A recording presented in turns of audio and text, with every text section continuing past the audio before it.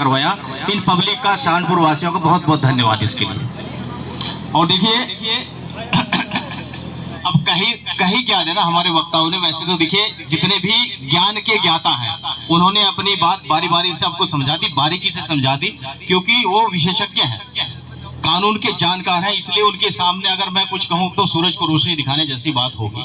मैं तो सिर्फ इतनी बात कहना चाहूंगा कि देखिए, अगर 21 अगस्त का आपको आंदोलन सफल बनाना है तो आपको सिर्फ एक ही ध्यान रखना कि आपको ये आंदोलन अपने बलबूते पर लड़ना पड़ेगा राजकुमार जी। क्योंकि कल तक, पिछले एक हफ्ते तक, अभी जो वक्ता अभी कह रहे थे कि बहन जी ने, देखिए मैं क्लियर कहूंगा और साफ कहूंगा, मंच के माध्यम से कहूंगा, बेशक मेरी बात कड़वी लग सकती है क्योंकि ये सामाजिक मंच तब है जब हम राजनीतिक सपोर्ट मिलेगी। कल तक मेरी बात हुई है राजनीतिक संगठनों से, वो चाहे भारतीय जनता पार्टी के संगठन से हैं, हमारे दलित नेता, चाहे सपा से है, चाहे कांग्रेस से है, चाहे बहुजन समाज पार्टी से, कल तक किसी भी नेता ने ये स्वीकार नहीं किया। मैंने सबसे पूछा, भाई 21 अगस्त के आंदोलन में, भारत आंदोलन में आपकी प्रतिक्रिया क्या है? सबका ये आदेश था कि अभी तक पार्टी हाईकमान की तरफ से कोई आदेश नहीं है। ये क्लियर सुन लीजिए। इसलिए जो भी आंदोलन लड़ने जा रहे हैं वो अपने बलबूते पर लड़े 21 तारीख को।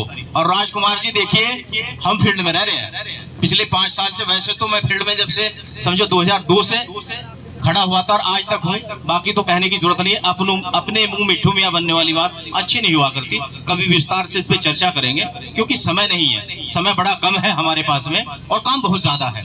इसलिए मैं ये कहूंगा कि जो लोग काम करना चाहते हैं वो मैदान में, बड़े जो लोग काम नहीं करना चाहते। अभी शमशेर सिंह जी ने एक बात कही थी कि भाई जिन लोगों को ताज दे करके इस मंच पे बिठाया गया, शोभायमान बनाया गया, अगर वो ताज छोड़ करके चले जाएंगे, मुझे बताइए तो गद्दी बचेगी कहां से? देखिए, हमें मेरे ख्याल में आप जानते नहीं होंगे क्योंकि हम ना तो समाज में काम करते और ना ही हमें समाज के बारे में शायद जानकारी होगी। बस इतना कहूंगा कि बहन जी ने यहाँ पे जो शासन काल में अपने 2007 में और 2012 के बीच में जो पीजीआई बनाए थे ना, जनता देश संगठन ने हजारों चिट्ठियां प्रधानमंत्री और मुख्यमंत्री को भेज गए ना, इसमें आज चालू करवाई सुविधा। ये कानून की लड़ाई है जी। और राजकुमार जी, आज आप वही लड़ाई लड़ रहे हैं और हमारी लड़ाई जो कानून की है जी। जनता देश संगठन को आप एक बार कहिए तो सही, हमें किसी ने इन्वाइट नहीं किया। देखिए, क्योंकि ये लड़ाई हम सबकी है, मेरी अकेले की या राजकुमार जी की नहीं है, ये हम सब की लड़ाई है। मुझे मैसेज मिला, मैं चला आया।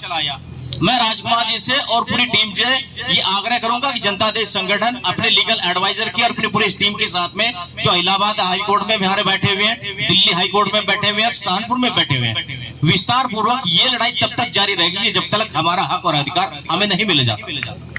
और मैं आपके साथ में कंधा से कंधा मिलाकर चलूंगा। शमशेर सिंह जी और राजकुमार जी से मैं एक बात को, देखिए पैसा मेरे पास एक नहीं है, मेरे पास पैसा एक नहीं, क्योंकि मैं जो कुछ भी लाया था सब कुछ दे दिया समाज के लिए। लेकिन आप 24/7 रात हो या दिन, किसी वक्त भी आप सुरेश फौजी को, जनता देश संगठन को याद कीजिए कि आपके साथ में कंधा से कंधा मिलाकर नहीं खड़ा हुआ, इस मंच पे खड़े नहीं।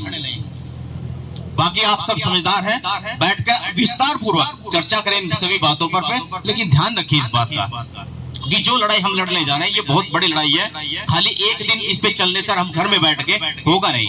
हम 3 साल लगातार 3 साल सड़कों पर चले राजकुमार जी, तब जाकर के पीजीआई में सुविधा मिली। वरना वो तो बिल्डिंग खड़ी थी, किसी को नहीं पता था उसका, भूल चुके थे, सरकारें आ रही थी और जा रहे थे। और देखिए, अधिकार कब छीनते हैं? जब हम घर में बैठ जाते हैं। जिस समय बहुजन समाज पार्टी की सरकार थी और बहन जी ने हमें मेडिकल कॉलेज दिया था, जिसे हम पीजीआई के नाम से जानते हैं, उसका नाम था माननीय कंचराम साहब के नाम पे। सरकार बदली, 2012 में सरकार बदली, सरकार बदलने के बाद में उसका नाम बदल गया शेखुल हिंद मौलाना महमूद हसन मेडिकल कॉलेज।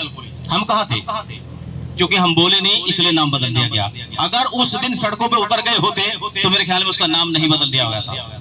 ये जरूरत है, अगर आप नहीं जागे ना तो वो दिन दूर नहीं है। हमारे महापुरुषों ने जो हमें लड़ाई लड़ करके ये आजादी दी है ना, ये आबो हवा दी है। आने वाली पीढ़ियां तुम लोगों से सवाल करेगी कि जिस समय हमारे देश के अधिकार छीन रहे थे, तुम कहां सो रहे थे। ये दायित्व हम सबका बनता है। और देखिए, मैं ज्यादा नहीं कहूँ क्योंकि वक्ता हमारे पास बहुत बैठे हुए हैं। आपने शमशेर सिंह जी समय दिया, इसके लिए आपका बहुत बहुत धन्यवाद। और विस्तार से बैठ करके मैं राजकुमार जी से फिर कहूंगा, एक बार विस्तार से बैठ के चर्चा करेंगे और जितनी भी आगे की लड़ाई है, जनता देश संगठन कंधे से कंधा मिला करके आपके साथ खड़ा हुआ। बहुत बहुत धन्यवाद।